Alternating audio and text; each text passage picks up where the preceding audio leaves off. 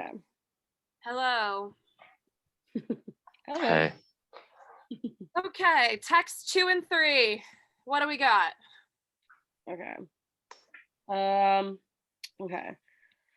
So I talked about in my for looking backwards, because women wanted to contribute and like become like part of a world, they made their own world for them that was like best adapted to their abilities.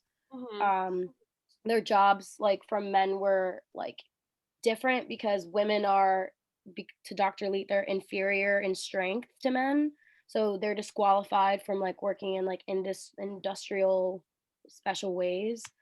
Um, and then talked about in her land how Terry, Jeff, and Van, they all were men in this like all women society.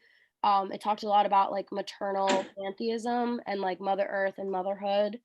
Um, talked about how the 5 daughters were treated like royalty, which was cool. And it's kind of they compare and contrast because in looking backward, women are kind of given their own world, just kind of like in her land. But in the world that they live in and looking backward, it's like best adapted to them, and only the highest of the high in their world can be that rank because they're mothers and wives. Mhm. What did you think, Ben? I thought looking backwards was kind of interesting. Just how women sort of have their own sort of social leader and everything. I did sort of read it as condescending. The way Bellamy was talking about how women were given like their specific roles to their strengths, and men were given like the harder tasks or the stronger tasks. So it should sort of show them to be inferior to men, rather as in her land, women didn't have any men, and they basically worked up with their strengths and with, as Andrea was saying, like the social ranks of the women. In looking backward, it's kind of like a competition sort of between the women. Like everyone wants to be the highest one, and in her land that was the same thing. Like everyone strived to be the mother who nurtured and cared for other babies and stuff like that.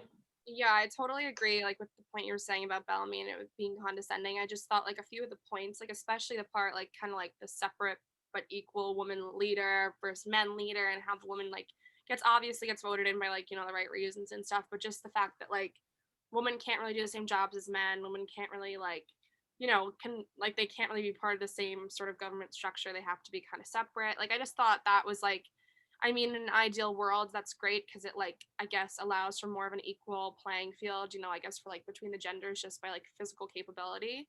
But I mean, I don't know. Like, I thought it was just kind of like some women, I'm sure, can, be on the same like par as like men. So I don't know. And especially like with her land, it felt like it was just really organic. Like that's how I felt reading the whole thing. Like it was just an organic, natural structure, and like the way that women were kind of like able to do what they want and like kind of control their own territory and not feel like these certain constraints by government. I thought it was really interesting.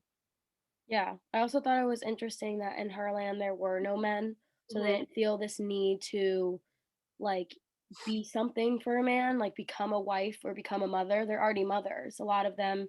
Um, and I also thought about the Dr. Lee claims that only 2 or 3 generations were needed to accomplish the physical changes of mental and moral improvement, which is like race purification, Hmm. and that the women in this society took this responsibility so seriously because they saw it as like the attributes of human nature that are admired are like they need to be preserved, where the ones that are like that repel are like they need to be left behind, which has to do with eugenics, obviously. Um, and in her land, no one's really born with any deficiency. They're kind of all born with this just like perfect. I feel like I don't know. I just think they're like born perfect. They also claim themselves into like what are they have like attributes like beauty, health, strength, intellect, and goodness. That's like what they like pray for in their ideals, and like that's what they're born into and like learned and like taught.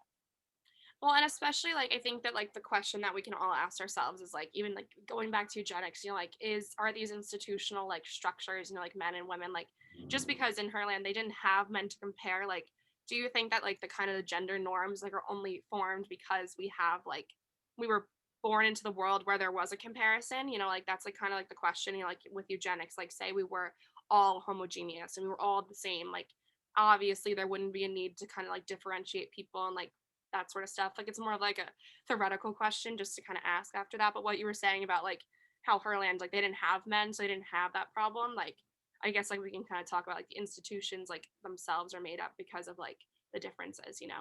Yeah. Just seem like Yeah, I think for sure. I think in her land, hmm, they prided themselves on motherhood. They prided themselves, and mother is maternal. It's something that has to do with just one gender. So there is no like paternal aspect. There is no, I mean, if they were to need any guidance, like I feel like when they think they need guidance, like they just look for the gods and the goddesses that they deem to be like, because their religion is also like kind of like old Greece. There's a mm, number of gods and goddesses, but there's like no interest in war and plunder, which I feel like has to do with like their past of like the men and the slaves and mm, like them having to fight and stuff. I feel like they just don't want any part of that. yeah, like it's like eugenics is kind of like the idea of needing to purify is like kind of formed on the fact that there are differences in society, even like with gender, with like how people, like what they deem as like the good qualities and the bad qualities. It's like interesting that that like kind of is the backbone for a lot of this sort of angst. Yeah. What do you think, Ben? Um, I thought it was pretty interesting with the. So we're talking about text one right now, right? This is text 2 and 3. Yeah, because you were Yeah, saying text one and eugenics. or You text you two. were talking about eugenics, so I got a Yeah. little bit confused because I thought of that from text one. But with text 2 and 3, when obviously the women didn't really need men because in her land it was all women. There weren't many men. Unless it was like the first generation of everything that started her land. Obviously, those women escaped from oppression and slavery, which I thought was pretty interesting to tie that back to Bellamy's text from looking backward as to the 19th century. Women were oppressed and were victims of their civilization.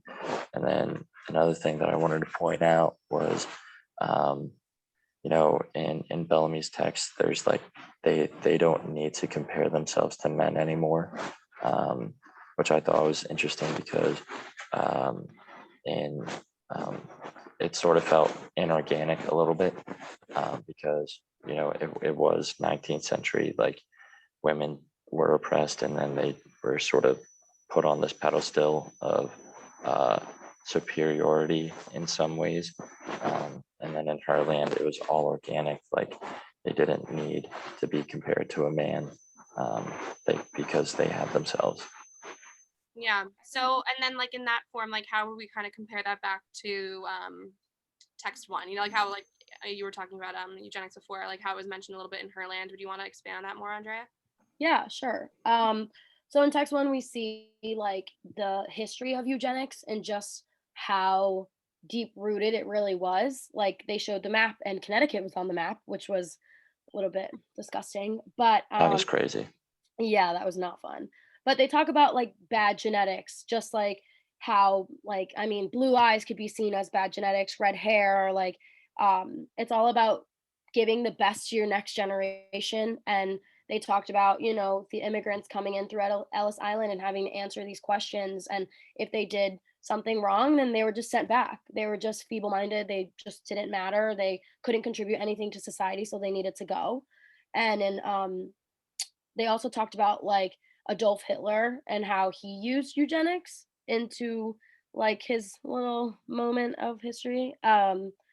And I talked about too in text three, like it's all about giving the best genes, and the babies are born just happy. There's no bad influence or pressures from the world, which is kind of what you were saying with institutionalized, like they can't really compare themselves to anything. So they're happy. Like even when the babies fall, they're not crying. They laugh and they get back up and keep going. Which is a Mm, little scary, but Yeah, it's a little Cool. it's like in our world, that's Yeah. imagine a baby falling and, like, we're like, like, it's not crying, what's going on?" Like clapping, please. Yeah.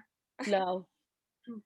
Well, and I agree with you on the fact that, like, like the eugenics stuff, when I was watching it, I had no background of eugenics, so I was like fascinated by this. Like, I feel like I could like write a thesis just about like how much more information I want to learn about it, just because it's Yeah. like a crazy concept to me. Just the fact that like some people can determine what is good about other people and what isn't, like it's just like a crazy thing that's happened in history. But what you're saying about like Herland, like how they have this sort of like sense that like because of like the natural social darwinism that kind of occurs in the society, that like it kind of it doesn't become like such a big need for people to have to or to even want more purification of a society. Like it's kind of an interesting like concept. If there's like no necessarily like no flaws and nothing to really complain about, then there's no need for people to kind of like want to seek a better race. Yeah. I think it also, like, has to do with, like, I wrote down that their, like, religion in a way is maternal, and when you think of, like, a mother, you think of nurturing, and they Mhm. prepare this world so carefully for when the baby's born, like, it's full of, like, the best materials and, like, so many opportunities to learn and, like, a number of teachers, which the Mhm. teachers, I think, is interesting, they're born and raised. So, Yeah. like, I also talked about how when the baby's born the first year of life, the mother's there to nurse, to take care, to help them walk and all that stuff. But after that, they kind of just back off a little bit and let the baby kind of learn their own thing. They're not influencing that child to think of anything. And it's like they call it like the royal road to learning, which is like impossible because, when you're home with your parents or your mom, it's inevitable to think about what your parents think or think the same way they do, if that Yeah. makes sense. Do you have anything to comment, Ben, on that? Yeah. So with the text one, the video, and it talked about like social Darwinism, and eliminating like the passing down the genes, like the bad genes. We were It's sort of like nature versus nurture compared to Herland. In Herland, like the babies were all perfect and shaped the way that they wanted to be, and in social Darwinism, like it's like eliminate the bad people, basically. And I thought it was pretty interesting because um, I don't think people like are born with alcoholism. I think Mhm. that's just shaped like with what sort of household they grow up in. And in Herland, it's like that it proves that like the babies are born into like a safe society where they don't have to worry about any of those sort of problems. And another thing that I want to point out is in Herland, basically, like if a woman does have a defect, she won't birth any children. So it's basically an organic sort of like survival of the fittest in that sense.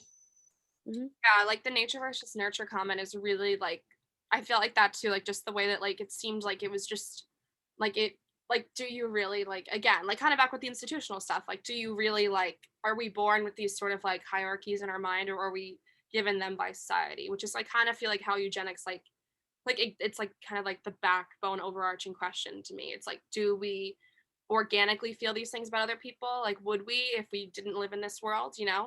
Like, Yeah. that's just kind of the interesting question that I kept coming up. Is there anything that, like, you like, guys thought, like, was really interesting about the texts?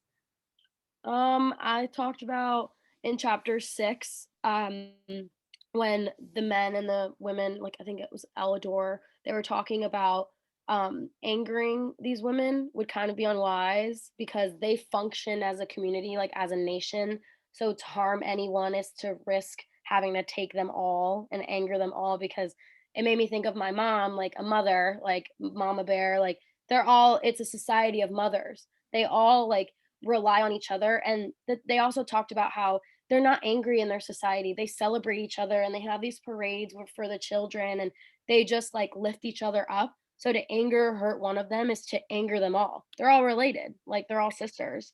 Um, and I also talked about in chapter 7 of Herland when to give someone a surname is to take possession of them. So the women don't do that with their children because they think that their children are born with their own personality and their own name that they don't need to do that. They don't need to claim them in that sense. That's interesting. Yeah, like it's like the possession aspect. What do you think, Ben? What was like your kind of like highlight of these few pieces? Yeah, so in Bellamy, he said on page 3, wives are in no way dependent on their husbands for maintenance. Um, so I sort of bring that to like my parents. I think my mom sort of wears the pants in the relationship uh, Oh, mom. because, Woo! yeah, my mom is like, super successful in the insurance industry. And meanwhile, my dad is like the stay at home dad. He's the one that does all the cooking, the cleaning around the house. So it's sort of like a roles reversed in that sense. And I think that's pretty interesting because, my mom doesn't need like, my dad to do certain things. She's already breaking the norms as we speak. She's already breaking the Yeah, norm. that's She's in really cool. California doing something.